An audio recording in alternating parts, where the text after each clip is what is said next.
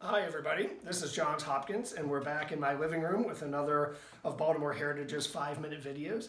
Today is Friday, April 17th, and it's been exactly 1 month since we started doing these videos. I know I can't believe that I just spent the last month in my living room, and I bet for those of you who have been joining along, you can't believe that you've spent the last month, at least part of the last month, in my living room as well. Maybe when this is all over, we'll have an open house and invite everybody. You can come and see the other 3 walls of my living room. I think that's actually a serious deal. We'll try to do that when we're allowed to. Today, I'd like to start out by thanking everybody who's shared their stories with us, offered corrections when I've gotten things a little bit wrong, and donated to Baltimore Heritage. The donations literally have been able to have made these videos possible. And if you're in a position to be able to contribute, we'd love to hear from you as well. All right, today, kind of maybe in honor a little bit of making it through a month of videos, I'd like to head over to West Baltimore to the Baltimore Hebrew Orphan Asylum and talk about this 1876 building, but also talk about the effort that went into saving it and give maybe a little bit of an insight into what we do at Baltimore Heritage in addition to talking into my daughter's iPhone. The Baltimore Hebrew Orphan Asylum, the building dates to 1876. It was founded really by a guy named William Rayner, a Jewish merchant. He gave his estate in West Baltimore, Calverton, and if you know, it's now in what's called the neighborhood called Greater Rosemont. If you know where the West Baltimore MARC station is, it's just a few blocks north and a few blocks west of there. So Rayner gave over his estates. The first asylum was in his house, which unfortunately burned down. But because of that, the Jewish community rallied together and built the wonderful red castle that we have today. The asylum has a really negative connotation today, but it was not a place where Baltimore's Jewish community stuck unwanted kids at all. It was really a place of education and training and aspiration. Let me read to you William Rayner's quote at the dedication of the asylum building in 1876. He says, it's a great quote because he's listen carefully to it. It's a great quote. The Jewish community should regard donations as an investment that would bear fruit.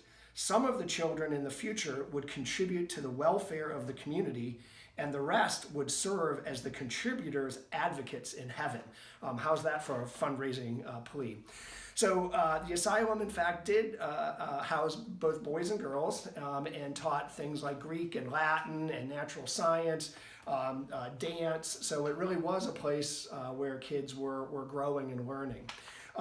The asylum lasted there until the 1920s when the Jewish community raised even more money and built a new orphanage by Sinai Hospital, called Leventon, which is there today. Some of you may know. Their timing wasn't so great because just a few years later, Baltimore's Jewish community joined other denominations in cities around the country in moving away from asylums, from orphanages, into the foster care program that we have today. So the asylum didn't last too long. The new asylum didn't. The asylum that we're talking about in Greater Rosemont turned into the West Baltimore General Hospital and later the Lutheran Hospital of Maryland. Lots of great health care went on there. Lots of babies were born there. If you know folks in West Baltimore, pretty much everybody I know in West Baltimore has a mother or a father or a brother or an uncle or an aunt who was born there. But in the 1980s, the hospital folded and the building became empty. The skylight, the grand skylight, fell through and the entire building was slowly deteriorating. Coppin State University purchased it. They are about 10 blocks north on North Avenue, 10 blocks north of the asylum. I think they were going to build a south campus at one point, and they proposed to demolish it. And when I got to Baltimore Heritage in 2003, I think it was just about 2 or 3 years later, this became one of our chief advocacy projects, trying to save the Baltimore Hebrew Orphan Asylum, the nation's oldest Jewish orphanage.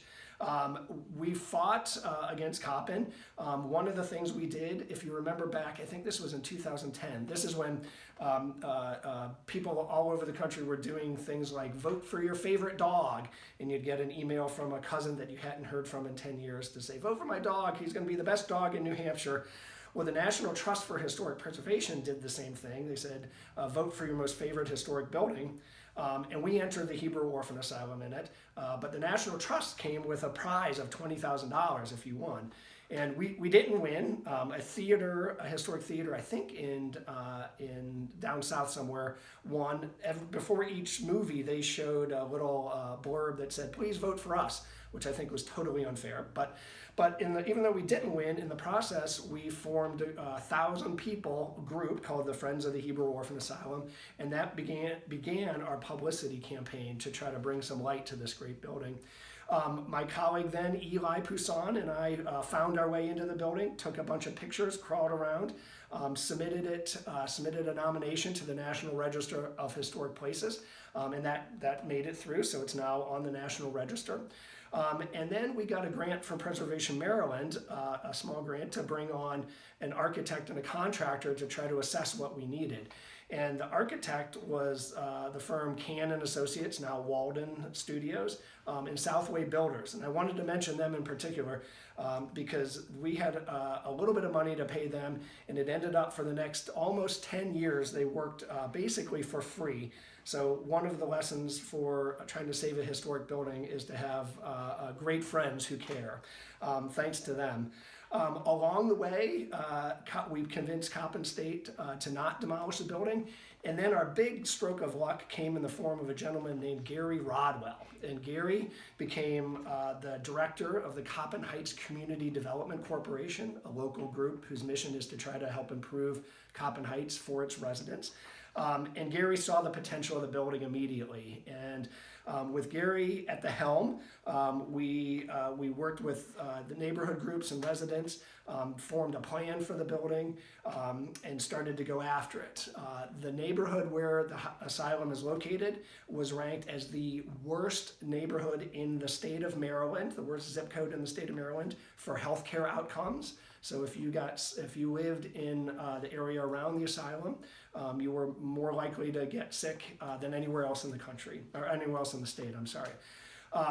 We finally convinced Coppin State University to sell the building to the CDC. The problem there is that in living memory, the University of Maryland, Coppin's part of the university system, in living memory, the university had never sold a building, so nobody knew how to do it. They acquired lots of buildings, but they never sold one. So that took a couple years for the legal folks to figure out. Along the way, remember when we had our crazy earthquake? I think it was 2011 or 2012. That took off part of the back wall and one of the turrets. We had a temporary roof put on, and along the way, a piece of it blew off and decapitated a Volkswagen. Dr. Rodwell, Gary had to go deal with that also. Luckily, nobody was hurt. But eventually, the Coppin Heights CDC got the building, came up with the finances, including historic tax credits at the state and federal level. And today, we are completing construction, and in fact, the first tenant has already moved in, and that is a opioid treatment clinic, and it's one of the most advanced in the country, modeled after one, I believe, in San Francisco. And so I'm going to wrap up today by saying that we are incredibly pleased and honored to have been part of this effort to not only just save this building that's brought healthcare to the community for over 100 years and is again today providing critical healthcare on the front lines of the opioid epidemic.